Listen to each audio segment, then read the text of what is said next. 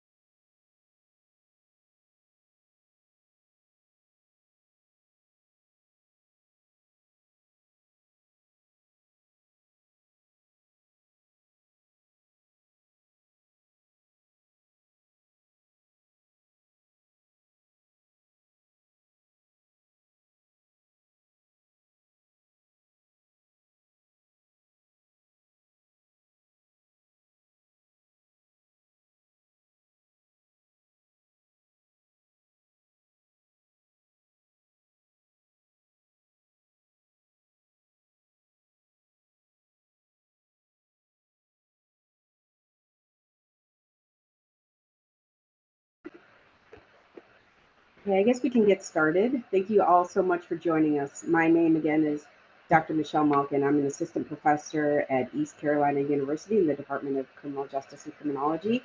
And thanks to those of you who have joined us. We'll go ahead and get started. Today we're focused on the legalization of sports betting and how it affects colleges and universities. Our panel will explore the multifaceted dynamics between sports gambling legislation, state regulation, and the academic landscape, offering a holistic perspective on this complex issue. I have a few housekeeping notes before I introduce our panelists. Our team has turned on closed captioning, and it should be live on your screen. If you experience any difficulties, please let a member of the Hunt Institute know in the chat. Additionally, today's session will be recorded and publicized after the webinar. After this session, the Hunt Institute will send the recording along with key takeaways to all attendees. Lastly, we will have time for Q&A at the end of today's session. Please submit questions using the Q&A feature. And with that, I'm honored to be joined by three incredible panelists. So first, I'll talk about Brianne Dora Shawal. Brianne is the founder and CEO of Dora Shawal Consulting, a boutique global government relations firm that specializes in problem and responsible gaming and gambling policy.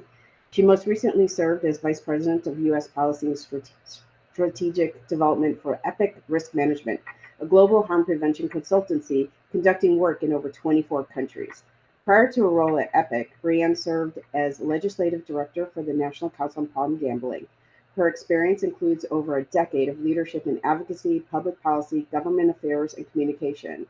Dora Shawal's practice spans a wide range of work with executive and legislative branch officials and private sector stakeholders at the international, federal, state, and local levels of government. Brianne, we are so glad that you are here to join us today. I want to come to you first and ask about how your experience in gambling policy at the state and federal level impacts institutions of higher education.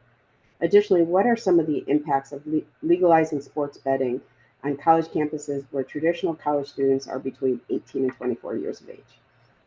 Well, thank you so much. It's great to see you, Dr. Malkin. I'm very excited to be here today. And wow, that was kind of a big, heavy question, right? So hopefully I can unpack it a little bit at a time. Uh, Look, it's only been 5 years since we've really seen this legalization take hold. So very much everything I'm going to talk about is still in its nascency and infancy, and we're learning a lot as we go along.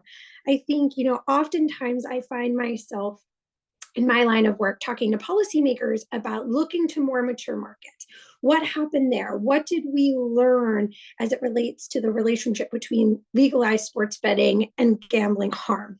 The one thing that we have no other market to turn to is the relationship between colleges and universities, the way we know it, and college sports and sports betting. And I think that was best exemplified by this very interesting and unique trend that happened pretty much starting in 2020 with the pandemic, where gambling operators started engaging in very significant business relationships with colleges. And they weren't just multi-million dollar advertising deals. We actually saw one deal take the shape where the college was incentivized to get their students and alumni to register for a sports betting account, and they would pay the university in turn $30 for every new account. Now, this happened for several years. At its peak last November, there were 8 institutions that were publicly, announcing their relationships with gambling operators. Flash forward to today, almost a year later, and we've only got one or two left. So what happened, right? Well, the first thing that happened was the New York Times put out a pretty significant piece highlighting what was going on. And it highlighted things like colleges were being paid to get students to sign up. Another college, a gambling operator, had accidentally sent out an email to the entire student population, some of them being under 21, right? And it really drew some mainstream attention to what was happening. And then, secondly, policymakers really took note of this. And we started seeing at the beginning of the 2023 legislative sessions, pieces of legislation popping up to really limit the scope or, in fact, prohibit these deals altogether.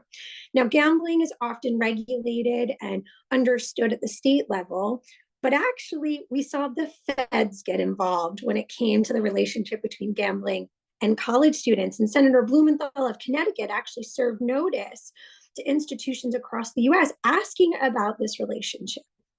So, why is this a big deal? Well, this is a really big deal for several reasons. And the NCAA just this April put out a very interesting survey that I think highlights why us questioning if it's appropriate for gambling operators to have relationships with colleges is appropriate. And we found that about 67% of students that were living on campus had bet, and they had bet at actually a higher frequency than others just in that demographic and cohort. And actually, they also found in this survey that college students were experiencing higher rates of advertising, and that advertising was actually drawing attention and engagement to sports betting. Now, back to my original area of expertise, which is in problem gambling, we know that individuals who reside on colleges tend to be 18 to 21. And this is a very impressionable, impulsive, vulnerable cohort. And now, when they are incentivized to engage in a product that comes with risks that they may be unaware of, now we're talking about higher rates of problem gambling within these communities. And with only 22% of colleges having any type of policy surrounding gambling addiction, what we've done is we have basically amplified concerns, or it's building upon one another. The severity of problems that can arise here. And is the college in ways profiting over the harm of their students? One last component that I'd be, remiss if I didn't bring up, we're also talking about the athletes themselves. The athletes themselves could be 4 times more likely to struggle with addiction, but they're also now going to be more subject to more scrutiny and harassment. And actually, we saw the state of Ohio take a pretty Western stance on this. They were very concerned what legalization was meaning for their students. It's hard enough to be a student. It's really hard to be a student athlete. And now you're getting harassed. And so when we take into account the mental health and wellness of these students, again, Ohio decided to make it a criminal offense if anybody is found to be guilty of harassing an athlete. So there's a lot to unpack and take into account here. But as you said, Dr. Malkin, it's a pretty multifaceted topic that we could talk for hours upon hours about. And we do. But first, I will introduce Delegate Janelle Wilkins. Delegate Wilkins is an advocate for underserved communities and dedicated to creating greater opportunity for all people to live their best lives. She pursues this passion through advocacy for, she has pursued this for over 9 years at the Leadership Conference on Civil and Human Rights and as Maryland State delegate in the General Assembly. Janelle is proud to represent Maryland's 20th Legislative District in the Maryland General Assembly and serves on the Ways and Means Committee. Her legislative achievements include the areas of advancing maternal health, educational equity, and justice reform. She is passionate about legislative advocacy and works to ensure that all residents and voices are heard in the political process. Glad to have you here. At the Leadership Conference, Janelle serves as the director of the State and Local Government Affairs, where she is the organization's principal liaison to state and local elected officials and government leaders. She has developed partnerships with local leaders and organizations across the country, facilitated trainings, provided technical assistance, and mobilized people to take action on civil and human rights. Delegate Wilkins, thank you so much for being here. The University of Maryland at College Park is the only institution in the state that currently has a partnership with sports betting organization. Can you speak about the legislation you sponsored to protect college students and promote transparency? Sure, absolutely. And thank you so much for the invitation to be here today. And I am in 100% agreement with Brianne's comments. It was actually that New York Times, pretty explosive article that is really why, in terms of Maryland and our legislation, why we're here today. Of course, seeing and hearing about something like that as a legislator, when we were creating the bill around our sports betting law, which we had put on the ballot in 2020, and our voters overwhelmingly approved sports betting in Maryland. And then we went back to iron out the actual details via legislation. I had personally not contemplated students and college students at all. You're thinking about, because we were used to casinos, we're thinking about more of that type of adult market when we are thinking about expansion of our gaming in Maryland. And so seeing that article, of course, we looked within around what universities might be utilizing this, and University of Maryland at the time, it turned out had a contract. We weren't able to see what is in that contract. Are they benefiting in terms of commissions? What are the details of that partnership that they had? They assured us, that it was above board and they weren't targeting necessarily in a untoward way targeting their students, but we had no way to take a look at what was in that, and they weren't required to share that type of information. It is my understanding that since the passage of the legislation that I will talk about in a moment, that they have terminated the partnership. So kudos to them for that. But I do think the bill had a little bit to do with it. So what we passed, and I want to give kudos to Senator Shelley Heddleman, who really was the legislative champion and leader on this issue. And I was really proud to work with her to pass it. We took a look at the contracts and wanting to get some more transparency. We did not outlaw the ability to have these types of contracts at universities, but we wanted to make sure that there's some daylight, some transparency around what is in them. So we actually put these contracts under the Maryland Public Information Act, so that once these types of contracts and partnerships are developed, they are now subject to MPIA, which means that we can request to be able to view them and see what's included. And I think that that's something that was really important for transparency and accountability.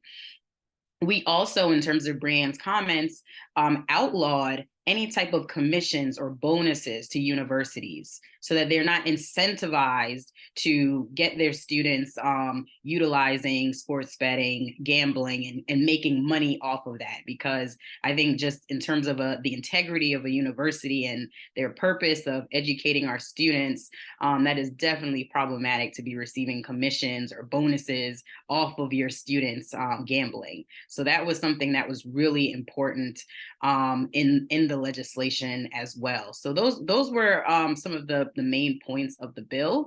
But I understand that there no longer is a contract with University of Maryland. I think that is more so the direction that we would like to go in. But if there are future ones in Maryland, we know that they will be subject to these types of these laws that we're able to put in place, these statutes.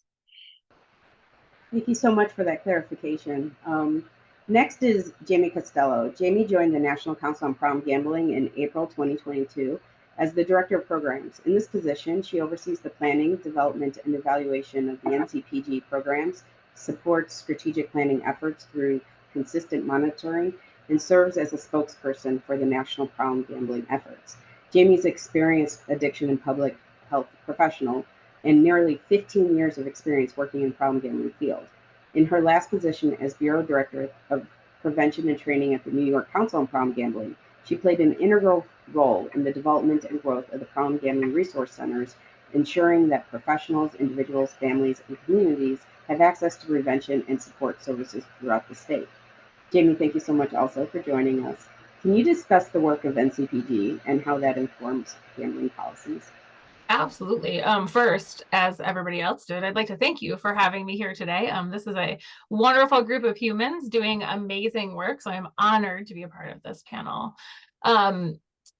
We have a really unique position in the environment of expansion, right? We're neutral when it comes to legalized gambling, including sports gambling. So we have a little bit of a unique position. Some people are all for it and some people are very against it. We're sort of in the middle, which puts us a little bit different than everybody else.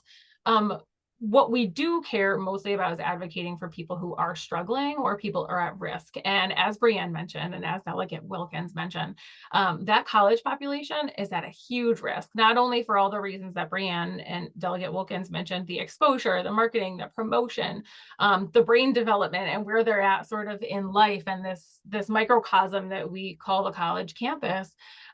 It's also the fact that sports gambling as it's rolled out has not been seen as much as a form of gambling, especially by that 18 to 24-year-old range. It's seen as something different as opposed to going to the casino and sitting down or playing the lottery. So it's viewed very differently. It's sort of ingrained in the culture. It's also very quick. We talk about like the in-game bets and all those sorts of things that are happening so quick. And these young adults were raised on video games, and it's just mimicking that exact thing. And so we talk about advocating for people who are at risk. At NCPG, we are absolutely advocating to help protect and create safe environments for the college campuses and to work with all sorts of stakeholders. And in our unique position, we're able to bring everybody together in sort of a neutral space to have those really uncomfortable conversations. Those conversations where you get the people who are all for it and the people who are very much against it to sit at a table and have a difficult conversation and to kind of hash through how we can all work together to protect college students. And as far as college students and campuses go, there's so much happening. We're talking about marketing, promotion. The piece that we're really missing, or that I haven't heard a lot of conversation about, is the support for people who are struggling. One example is the NCAA policies traditionally have been zero tolerance. So if I'm struggling on campus, I am not going to tell anybody if I have a scholarship and housing and get support, because I'm going to lose my scholarship, housing, and support and not be able to play my sport of choice, which as an athlete, I understand how devastating that can be. And so what we need to really talk about is building in funding, support, infrastructure into college campuses so that we're looking at protection, just like Delegate Wilkins is doing. How can we create legislation to protect students and make the campus a safe space without that undue exposure to additional risk? but also how can we create spaces that have policies, funding, infrastructure to support those who are struggling or who might need help. I don't know if everybody on the call knows, but there's zero federal funding for any problem gambling service, no oversight, no prevention, no treatment. It's all very state by state. So depending on what state you're in, each state is responsible for figuring out what contributions might or might not go. And unfortunately, a lot of those allocations are completely inadequate. And where there are high allocations, there are some states that have millions of dollars allocated to problem gambling, responsible gambling services. Those are it's a very low likeliness that those trickle down to the campus level and the community level. So some of the things that we're doing at the national level, one example is advocating for the GRIT Act, so the Gambling Reinvestment and Treatment Act, is so that we can, and we're working with Senator Blumenthal's office to introduce that hopefully in the next legislative session, and to work on getting that passed so that we can have some sort of infrastructure at the national level that helps some of that funding trickle down to communities, to fund communities and campuses and staff to work with those campuses to build infrastructure. Another example is our legislative blueprint that we created to help states as they go into organizing and writing legislation, the states who haven't already created legislation for sports gambling, how can they do it in a manner, just as Delegate Wilkins has said, how can they do that in a manner? Thank you, Hunt Institute. The link to the GRIT fact sheet is in the chat box. I'll also add our legislative blueprint in there. But how can we, from the beginning, ensure that all of that infrastructure and that support and the people who need to be on board are having the conversations to create a safe environment from the get-go, instead of having to go back and kind of course correct? Because if we have to go back and course correct, we've already put people at risk. We don't want to get to the point where we're harming folks. We want to do that the right way. And so I think we, again, are in a really unique position to bring everybody to the table. I think that's kind of what we're doing today, right? Is having the conversation with a variety of stakeholders and a variety of viewpoints to come together so that we can spark the conversation, to have the difficult hash it out sessions, so that we can help students and create safe environments at the campus level.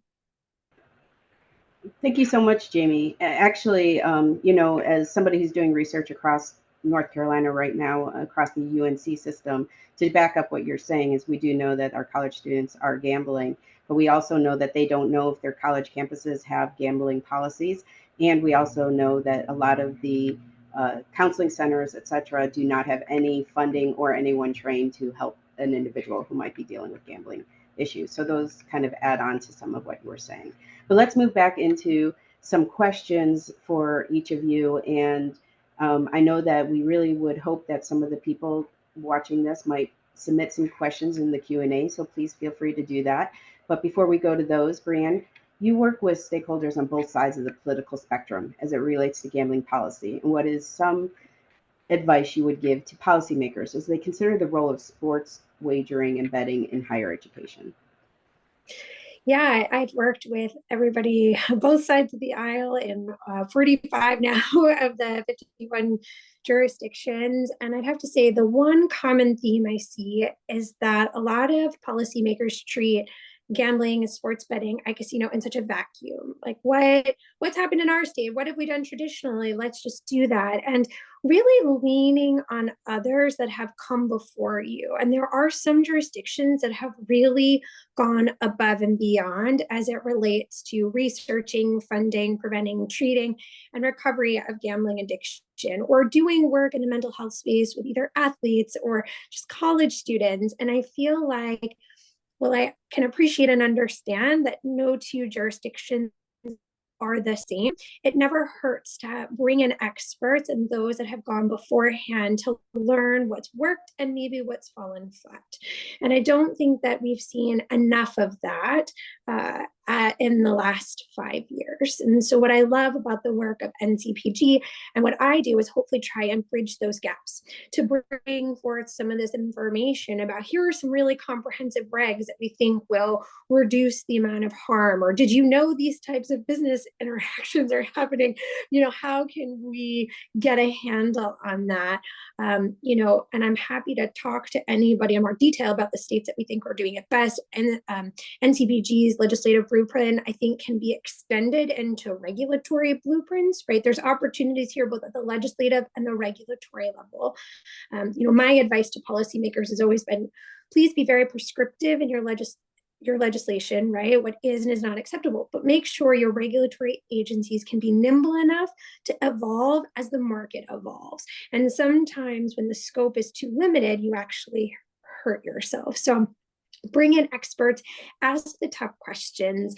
NCPG does really this tremendous amount of work on a very limited staff and limited resources. So making that first step to ask them, what is your advice? I think they're the keepers of the national aggregate information. So sorry, Jamie, but I'm going to tell everybody to give you a call. Thank you so much, Brianne. Delegate Wilkins, can you discuss how gambling policies at the state level can impact educational equity? Sure, absolutely. Something that I think is really important about the way that Maryland utilizes our gaming funds and including sports betting is that we actually utilize those funds to go into our Maryland blueprint for Maryland's future fund, which is how we collect revenue for education. We have a huge plan that we call the blueprint that looks at how we fund education. It looks at everything from teacher pay to expanding pre-K. And it's just really our huge effort to just revolutionize education and increase equity in our state. And when it comes to sports betting dollars, our sports books are actually required to contribute 15% of their taxable wins. So that's after deducting for prizes and promotional wagers to the Blueprint Fund. So that supports public education and education equity in our state. And since December 2021, there's actually been $34 million that has been sent to that fund. And in addition to that, $2.5 million since 2021 to the Problem Gambling Fund as well. So when it comes to education, we know that how we utilize our revenues is really critical. We know that there are challenges when it comes to the issue of gaming, when it comes to addiction, when it comes to problem gambling. We're also working to make sure that we take an equity approach with those revenues. And I think it's important that it's not only about collecting those revenues, it's also about having a funding formula on how the funds are distributed that is really, truly equitable and getting to the students who need it the most. That's been something that's been a priority for us as well in Maryland. Thank you so much. And I also know that Maryland is also a leader in making sure that you're also funding research and gambling-related research from some of the proceeds. So I want to say that's wonderful because we don't see that in every state. Jamie, for the kind of higher educational leaders and professionals on the call, can you point them to any resources and programs that NCPG or other organizations have to prevent widespread gambling issues on their campuses? Well, first of all, I'd like to ask if anybody finds the magic wand, send it our way, because I wish I could just say, here's one website or one phone number and this will cure everything. But I think it really, I can share some resources, but I think what we really all need to keep in mind is that we need to come together and collaborate and have conversations and work to address this issue kind of from all angles. In my public health background, I'm a fan of bringing everybody together to work on it from all different angles. Like I mentioned, there is a lack of funding, a lack of infrastructure.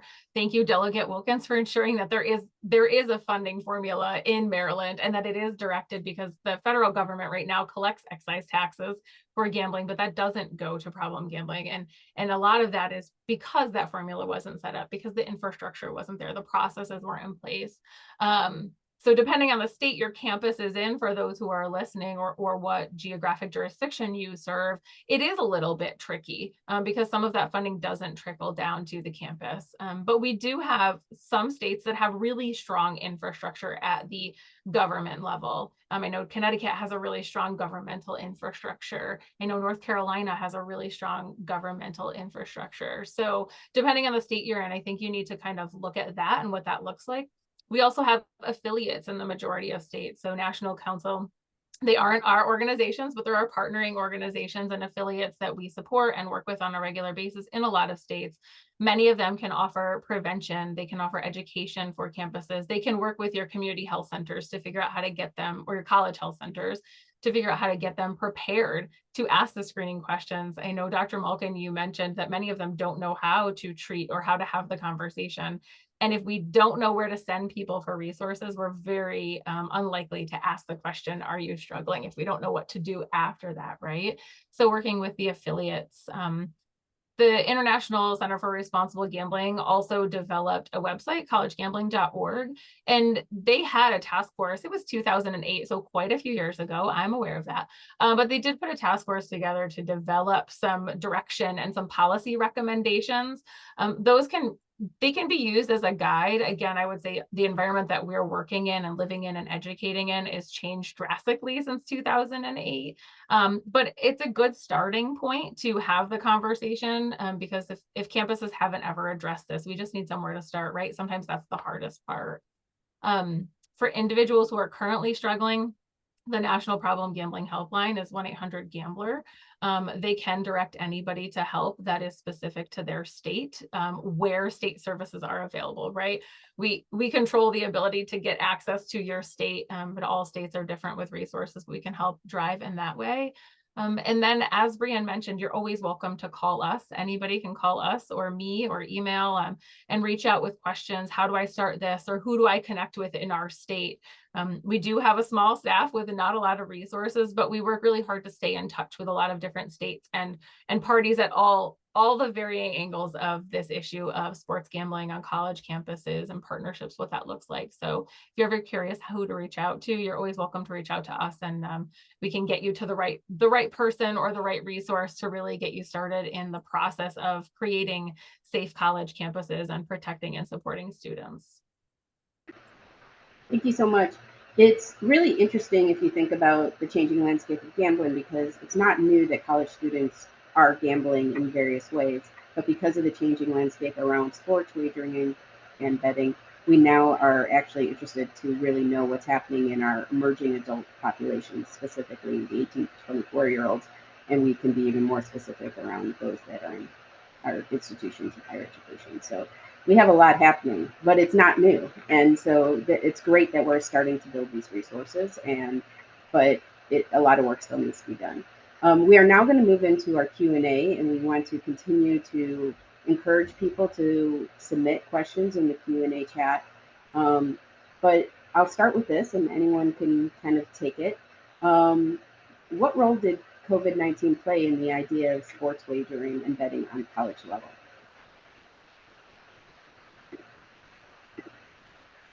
I'm happy to jump in as the person who's lobbying in all those states for problem gambling.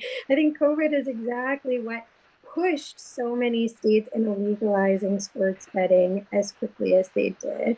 And I think it's also what led to some very lax policies around things like problem gambling, the implications for institutions of higher learning and what it might mean for them, their athletes, because there was such this need to reconcile the budgets, right? It was a time when every state was really full, feeling that push. And here was this opportunity to bring in this new vertical that had promises of tremendous revenue. And in the states where taxes have aligned, right, it has been a tremendous new revenue source for states.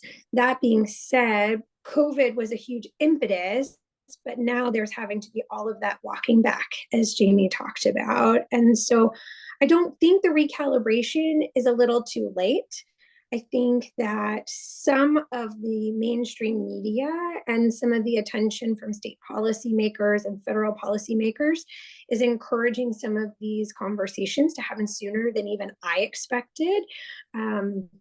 It was very limiting, though, right? A lot of the legalization happened during COVID. Many of us were not even in person during hearings or session. Lobbying was a phone call or an email to please, hey, don't forget the problem gambling folks when you do this, right? It was a very unique time for many reasons, but we're no longer in COVID. And now is the time for us to get serious about are the long-term impacts for our colleges, our communities, individuals? You know, I like to say at the beginning of almost every speech I give, gambling addiction and problem gambling is not a personal problem. It's a family problem. It's a community problem. It's a state problem. It's a public health issue, and that impacts colleges. And you know, the truth of the matter is, with only $111 million aggregately going towards addressing and preventing and treating gambling addiction, we're woefully underfunded and underprepared to address this public health issue the way that it deserves. And anyone who's struggling needs to know that they are deserving of help and hope. And right now, I'm not sure that that is accurately being conveyed across the US. Would anybody else like to talk about COVID-19 and sports wagering? I would actually say that it slowed us down a little bit in a way that I think was good, in the sense that we were looking at doing a bill to legalize sports betting in 2020. And we were trying to rush to figure it out and get it done. And then COVID hit and we ended up having to adjourn. And that's how we ended up just putting it on the ballot. And it kind of gave us a little bit more time to work out the details of how the actual industry would work. And after that, in 2021, when we came back into session, we had the benefit of being able to work more on it, think about what we wanted to do, and be more thoughtful, because I think it was a bit rushed in terms of the 2020 session. And as a result of that, I'm actually currently the chair of the Legislative Black Caucus of Maryland. I wasn't the chair then. I want to give kudos to Delegate Darrell Barnes, who was the chair of the Black Caucus at the time. We're the largest Black caucus in the country. We were able to advocate in a more strategic way around equity when it comes to making sure that minorities and women were included as we provided the licenses for sports betting as well. So because of that, Maryland really prioritized in their bill minority ownership, making sure that when we are allotting these licenses that we're looking at women-owned percentages, we're looking at minority-owned. And I think we're able to have a much more thoughtful conversation, much more equitable policy on gaming, because COVID-19 ended up making us adjourn and not being able to have the full benefit of the legislation during that 2020 session, and being able to come back around and with I think a stronger bill.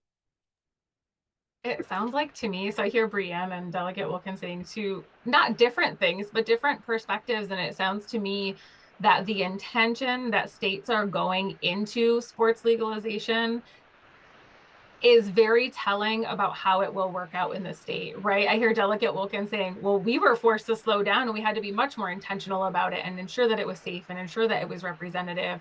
And then from Brienne, the states that rushed in were going in with a revenue mindset and they forgot about all these other pieces. And I think what we came out of COVID with, not only for gambling, but in life, I think we all learned a lot of lessons through COVID.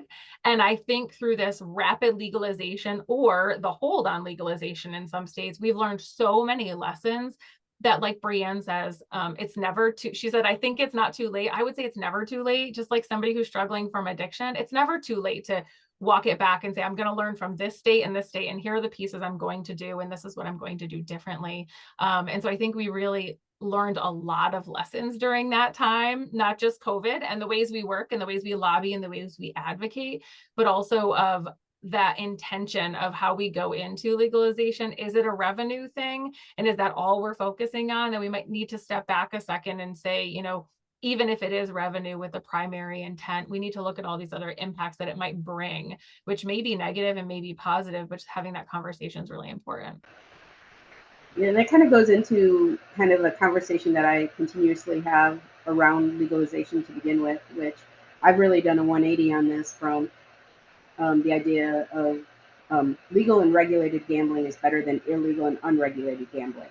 But with it comes a responsibility from the legislature to put forth the resources and funding for education and outreach, for treatment for those that do end up falling into problematic gambling, and for research and other kinds of things that we need to do to even understand the impact.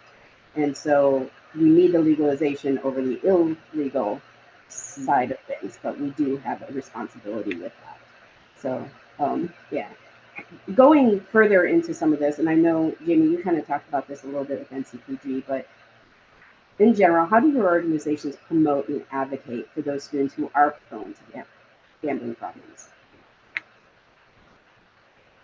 I mean, I think I went into it a little bit as having the conversation, ensuring that the services are there. One of the things that is a challenge in 50 states plus extra territories is ensuring that we look at this issue from a national perspective, because it is a state issue and it's state legislation and state services and state funding. I think sometimes we all, right, I work at the national level, but I still live in a state, and we look at it from this little microcosm of what is part of this larger picture. And so I think one of the roles for us, and it's been a challenge and a blessing, is bringing everybody together to say, even if there isn't federal infrastructure at this point, what can we do on the national level to really all work together to help other states when we've learned from each other, to learn those lessons, to figure out a legislative blueprint that works, to talk about helpline services, to talk about create this community of learning in higher education so that we can experience what other people are experiencing and learn from each other. So I think that role has shifted because of sports gambling, now that it is very individualized at the state level and it's happening so fast. Is one of our major roles now is bringing people to the table to remind everybody that, just like a family inside of a community, my family impacts my community and vice versa. The same thing happens within a state. The states impact the national legislation and direction, but that national direction also impacts states. So figuring out how we can bring stakeholders to the table from different states, not so that we can all agree on the same thing, but so that we can all really create this learning collaborative and learn from each other.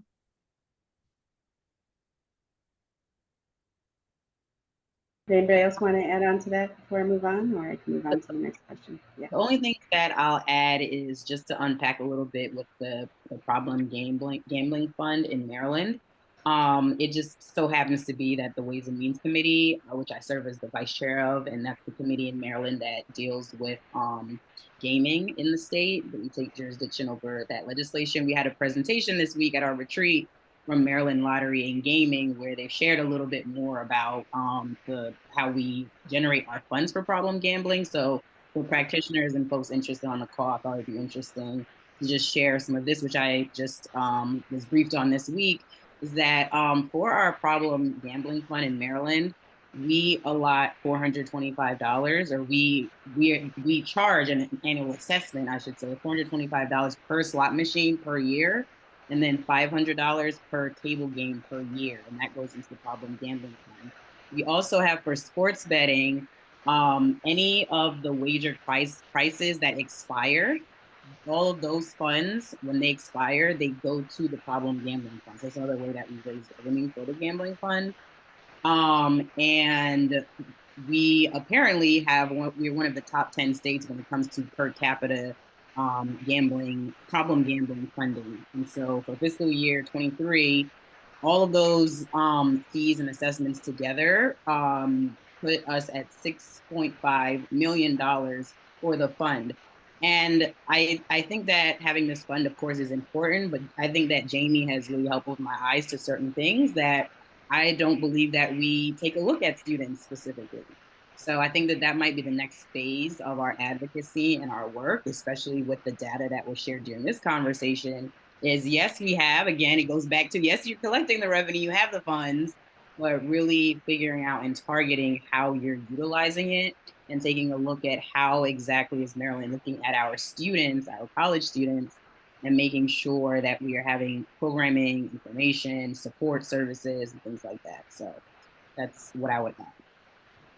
I think that's a really great point. For me, when the last 11 years going and lobbying states for dedicating dollars, for me, it's not just been about the amount of money.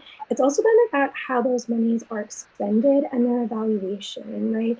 Efficacy and expenditures is just as important as the dollars. Although I say this, Maryland's neighbor DC just took its $200,000 away, right? And they never even expended the minimal dollars they had attributed. But really there are four main brackets that we advise states when creating protected funds for problem gambling, for the research, the prevention / education, treatment, and recovery. And that's really a holistic approach to this. And that would be encompassing of looking at those vulnerable demographics. Men are seemingly tracking a little bit higher in risky play with sports betting and fantasy and maybe iCasino.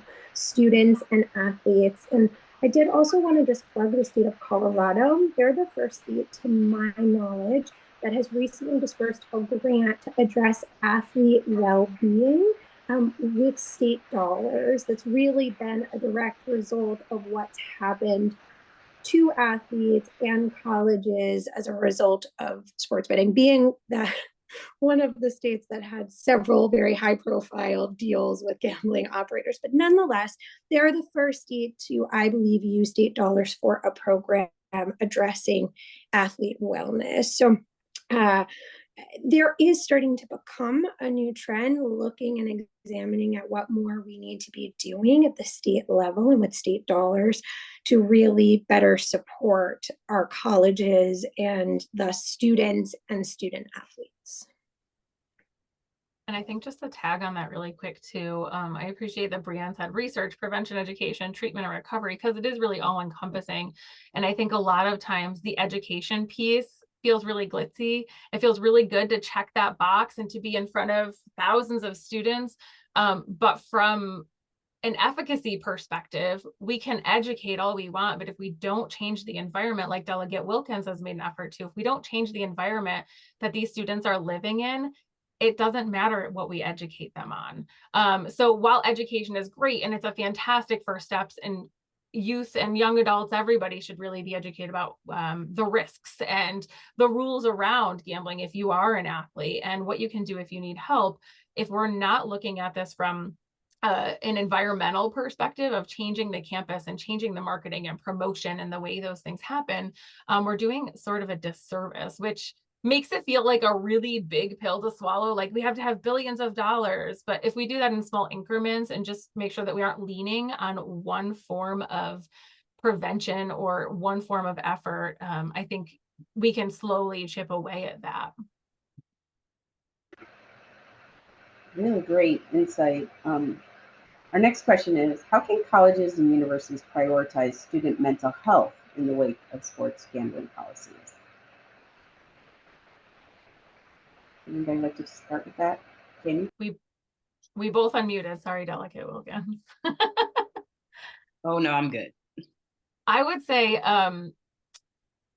working with those college campus counseling centers, working with the mental health centers, I think we really need to think about the services that we have and making students aware that those services exist. How many of us went to college on a campus or college online these days and had no idea where to reach out if we needed help? And a lot of campuses have so much help for students and staff, and they just aren't aware of that. So making sure that we have the infrastructure on college campuses so that the counselors, the psychologists, even the professors are aware of the warning signs, are aware of what to say or how to ask the right questions, and providing those clinicians or counselors on campus with community resources.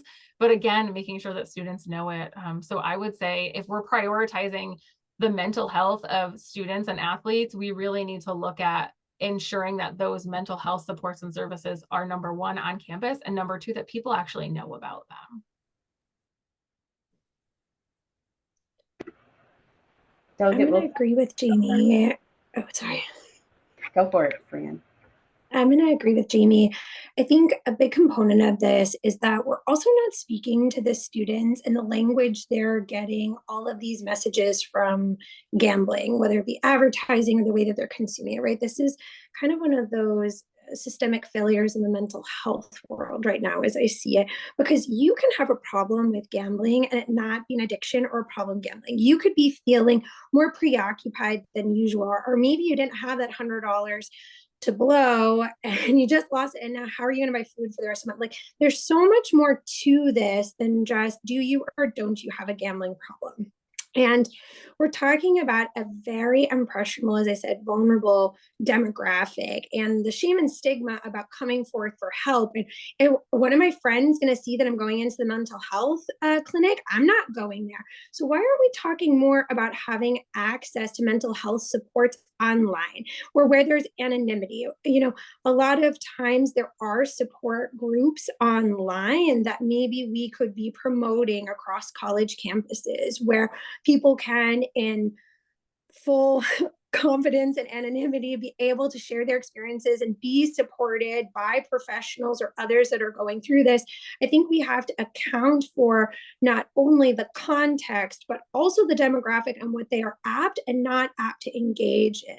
So for me, I completely support where Jamie's coming from about ensuring we are skilling up mental health clinicians and making sure that they are aware of the services that exist, but also maybe speaking more to the students and how they are probably going to be inclined to engage with mental health supports. We need to make those mental health supports just as accessible and welcoming as the advertising from the industry, right? We should be marketing responsible gambling in the same ways and just as hard as we're marketing gambling opportunities. Yeah. Delegate Wilkins, did you want to add something to that conversation? The only thing I would add is that there's more coming down the pike. I know in Maryland, we're starting to take a look at iGambling as well. And so we know that there's even more coming down that potentially, students might want to access that might have the similar challenges.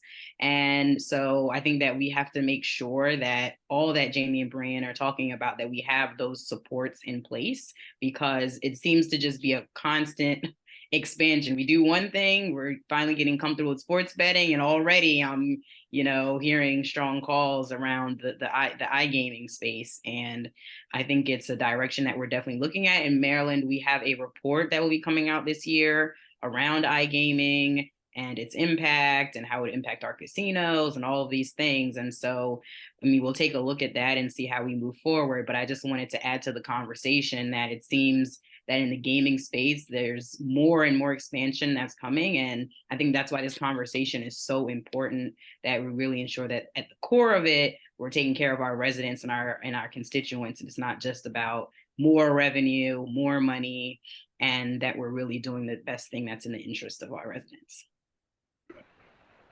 Yeah, before I move us towards the end of this incredible session with y'all, is there any last minute thoughts anybody has that they would like to share? That was mine. Well, I would just like to say thank you so much for the privilege and the pleasure of being on this panel. I think discussions like these are so important. As Delegate Wilkins points out very poignantly, the sky is the limit, right? There's always going to be the next thing and then the next conduit. And the one thing we very rarely have robust discussions around is, well, what is the evidence or concerns? How risky are these products? Are the products themselves risky, or are they bringing about risky behaviors? And asking about both the social and economic costs that come with legalization. I think that legalization and regulation are only as good as the laws and regulations are, and how much they account for consumer and player health and wellness. Again, thank you guys so much for this opportunity.